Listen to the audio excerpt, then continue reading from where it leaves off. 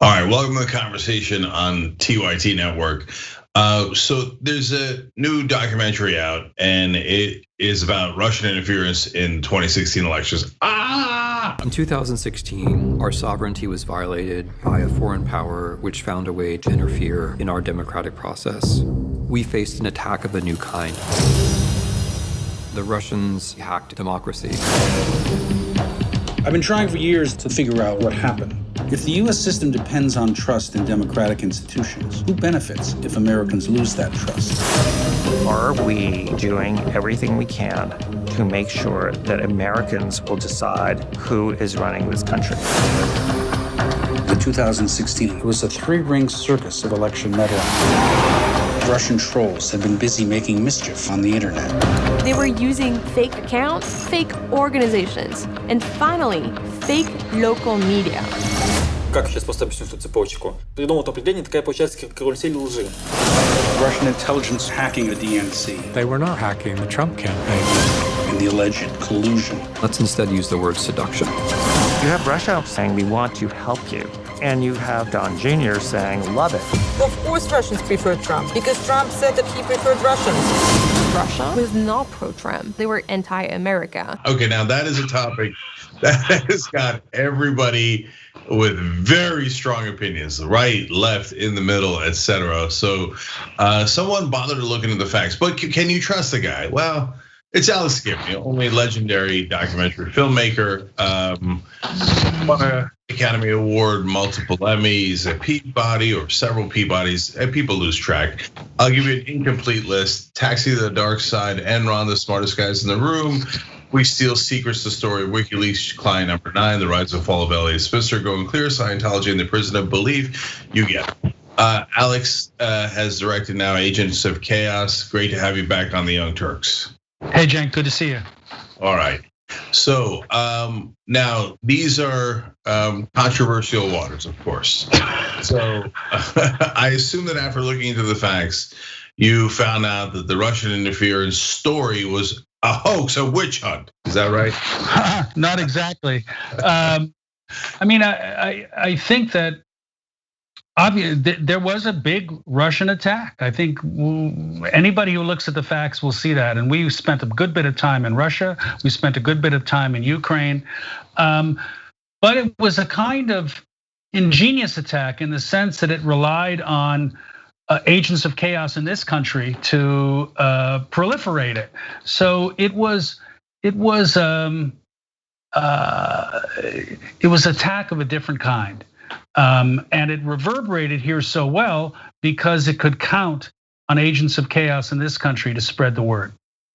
So, Alex, we'll talk about who exactly those agents are of chaos. But first, let's look big picture here. What was the intention? From what you discovered, and you talked to some of the top players here on all sides, including some people on Trump's side, was the intention, okay, Donald Trump is controlled by us because we blah, blah, fill in the blank. And so it is our intention to get him to win, or was there a different intention, or both?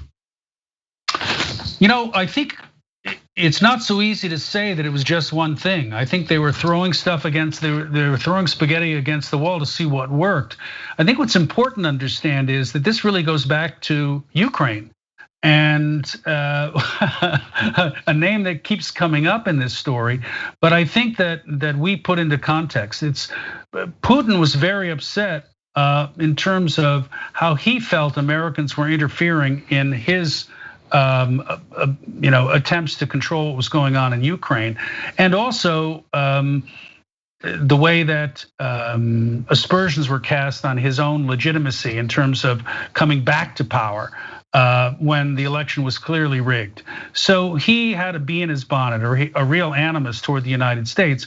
And he was developing techniques of cyber attacks, I'm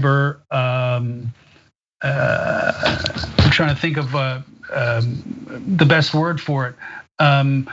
Way of messing with people and also blurring a sense of the truth. And they practiced these techniques on Ukraine. When it came time for the American election, I think the initial attempts were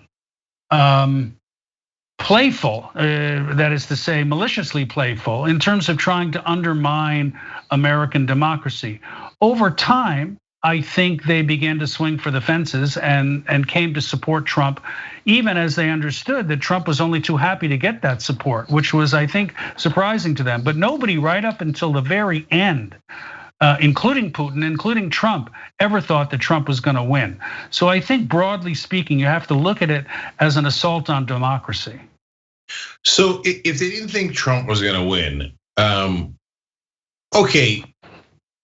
It's the question I want to ask is, are giant world leaders and the most powerful men on earth really that petulant and silly? Because it almost seems like they're just putting gum in our hair. So like, because the only thing that could really happen is theoretically, especially from their point of view, because they didn't think Trump was going to win, is that it angers us more and it leads us to interfering from their perception in their affairs even more. So was it really just a mess with us? You know, one of the interesting things about this story is part of the motive here didn't have anything to do with us at all. Part of the motive had to do with what Putin's domestic agenda was, which is to show how powerful he was, how he could take on a big power, and also in order to discredit other elections so that the hue and cry over the way that he had rigged his own election in Russia wouldn't seem like such a big deal. Look, everybody does it. That was, I think, one of the goals here. So you really have to see this in a broader context in terms of what Russia was trying to do here, but also how they were trying to play to their own domestic audience, which is a kind of an interesting phenomenon.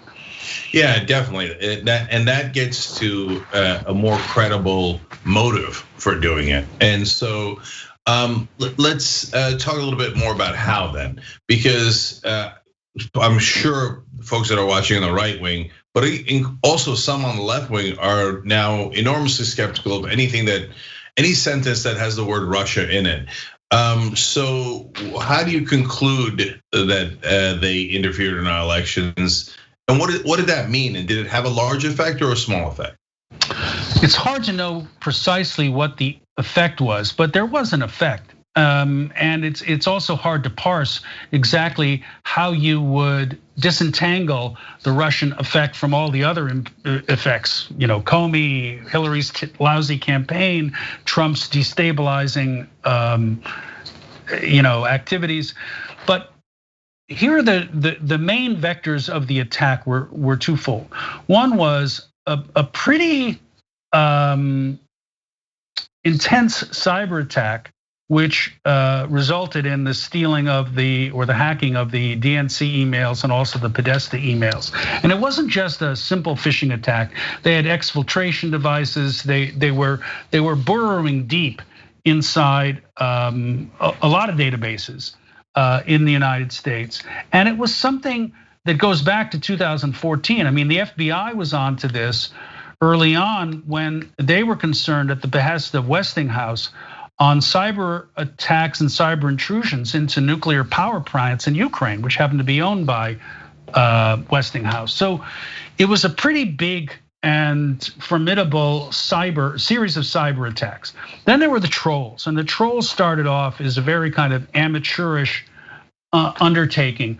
They're being funded and controlled by a man named Putin's chef, or a man whose nickname is Putin's chef, a guy named Yevgeny Prigozhin, who handles a lot of off the books stuff for Putin, both the kind of troll farm sort of thing, which is called the Internet Research Agency, and then much more malicious and dangerous stuff which really amounts to mercenary activity that he does through something called the Wagner Group. And that's where actually troops of his were in Ukraine, for example, in 2014.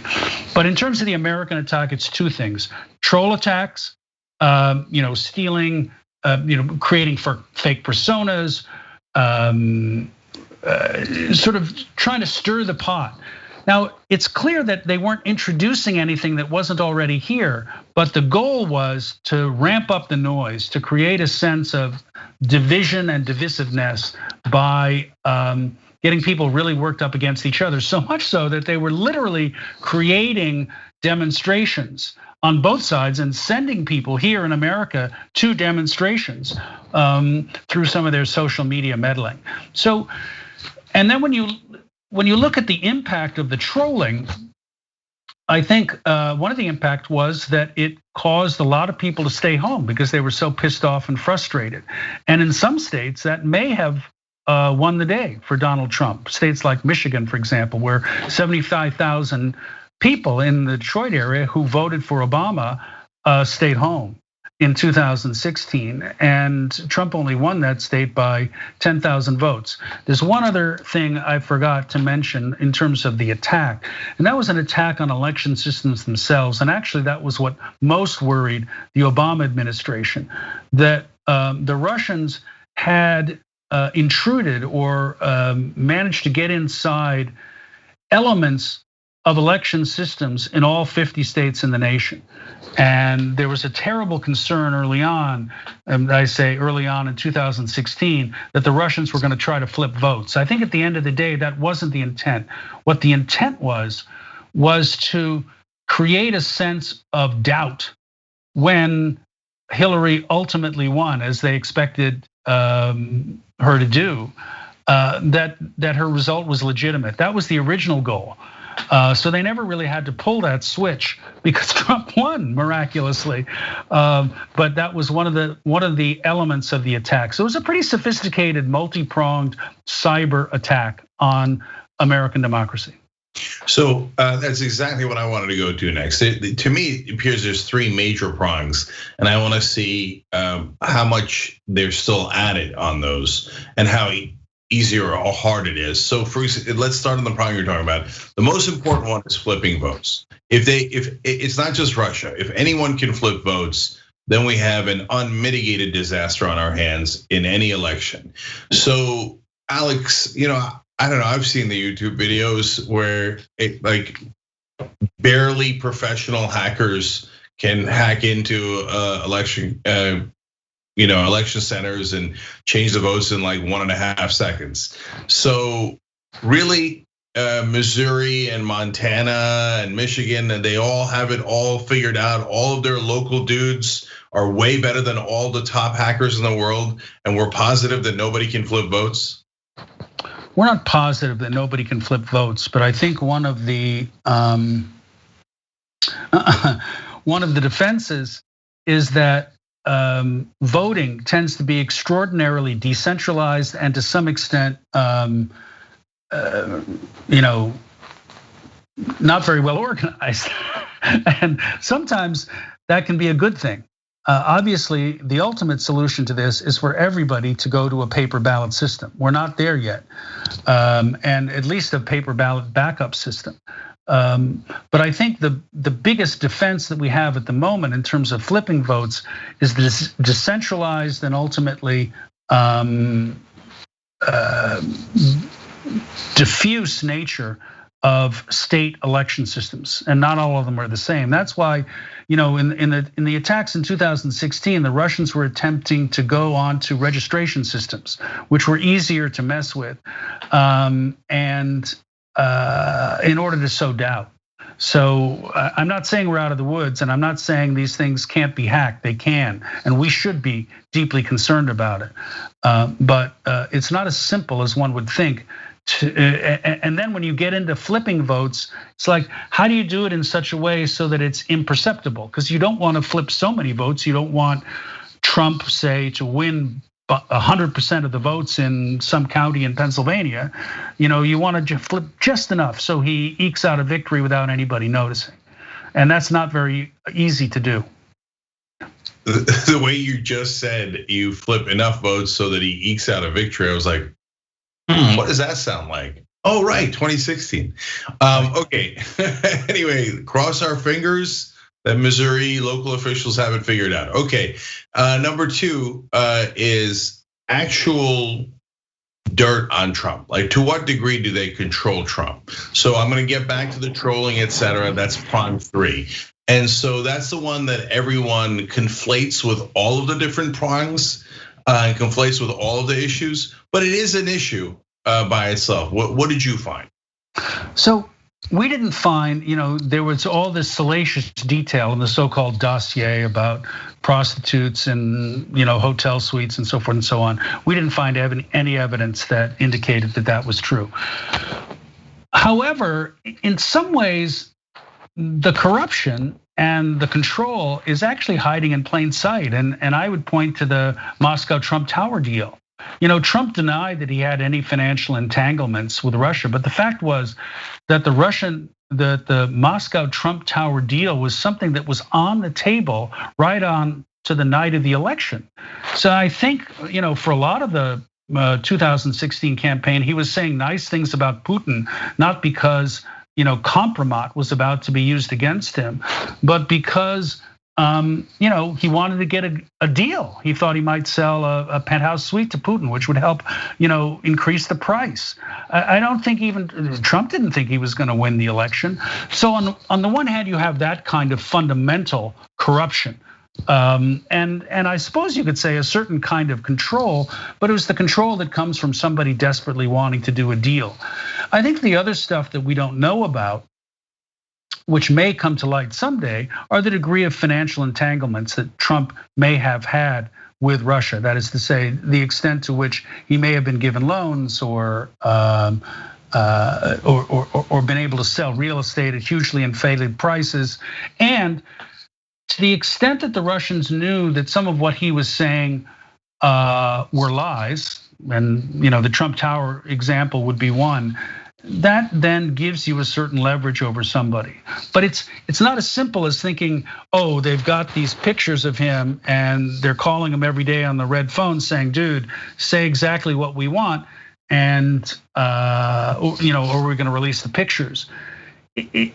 Rather than collusion, Timothy Snyder, who's a great historian at Yale University, has written a book called The Road to Unfreedom and a book on tyranny and how tyrannical systems work, and he particularly focuses on Russia.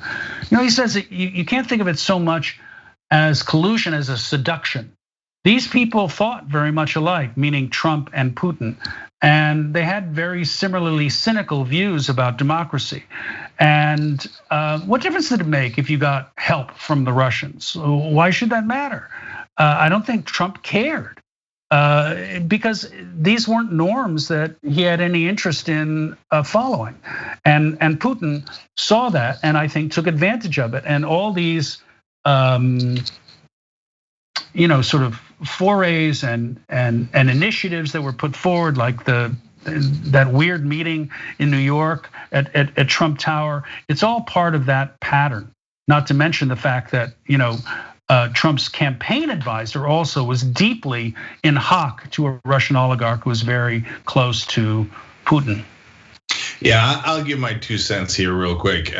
So look, I think that you're exactly right on Trump receiving Russia's help. Even after the election, 1,000 times he said, why wouldn't I take their help?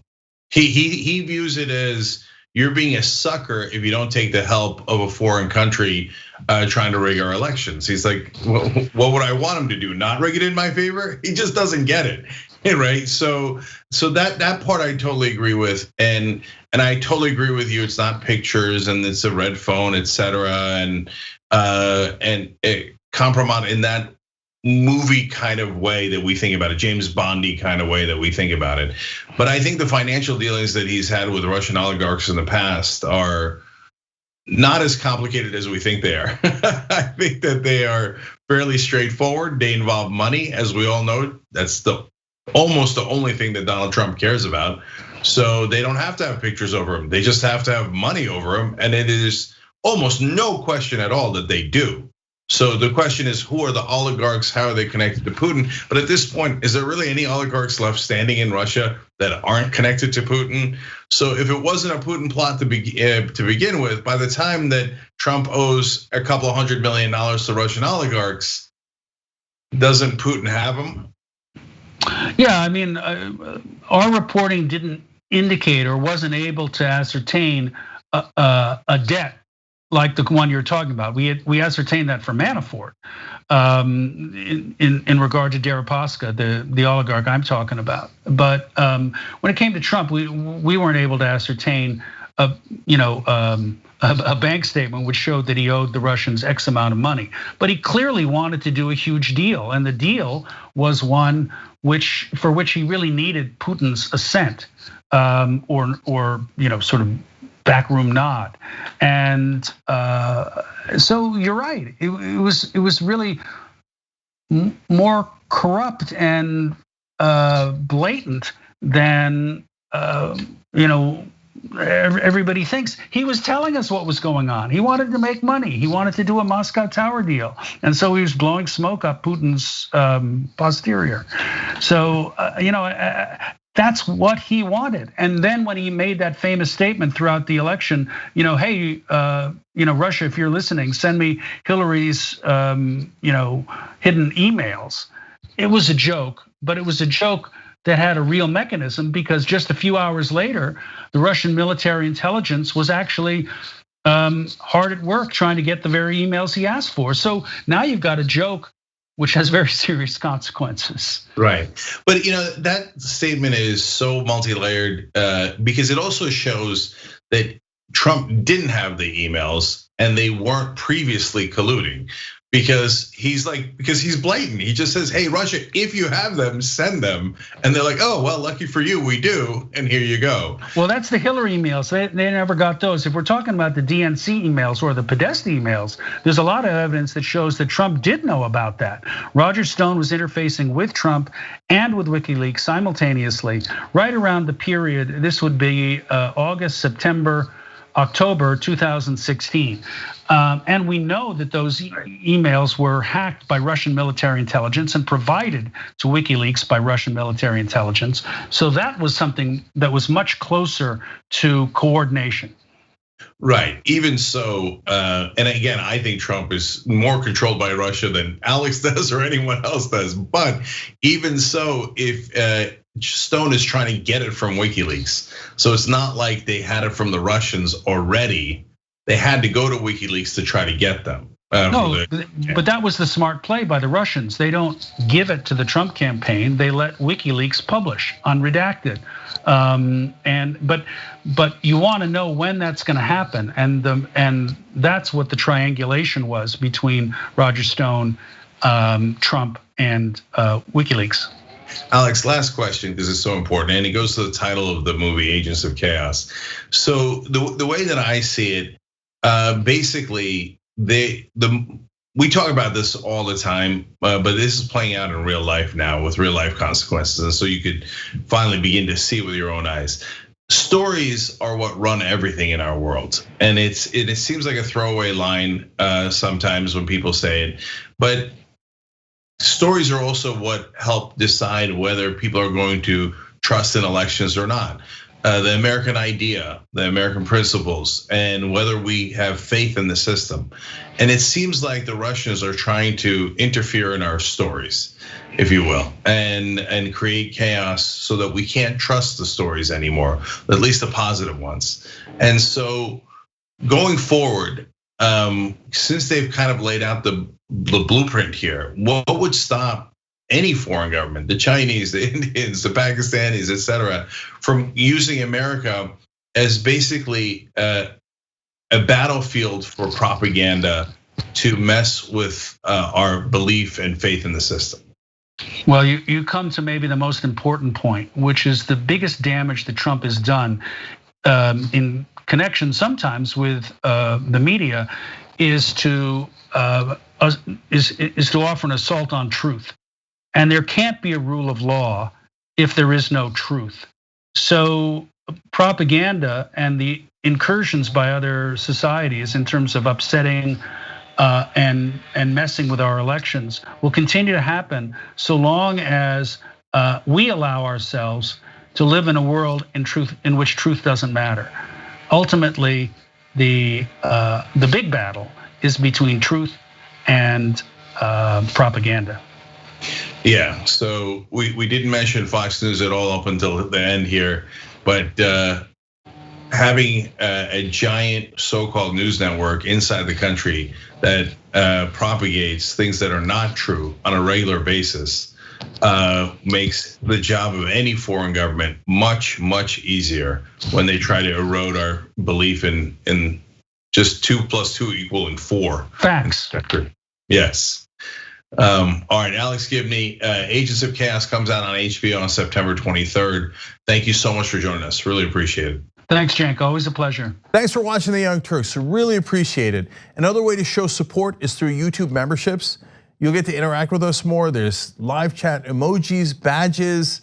You've got emojis of me, Anna, John, JR. So those are super fun. But you also get playback of our exclusive member-only shows and specials right after they air. So all of that, all you gotta do is click that join button right underneath the video. Thank you.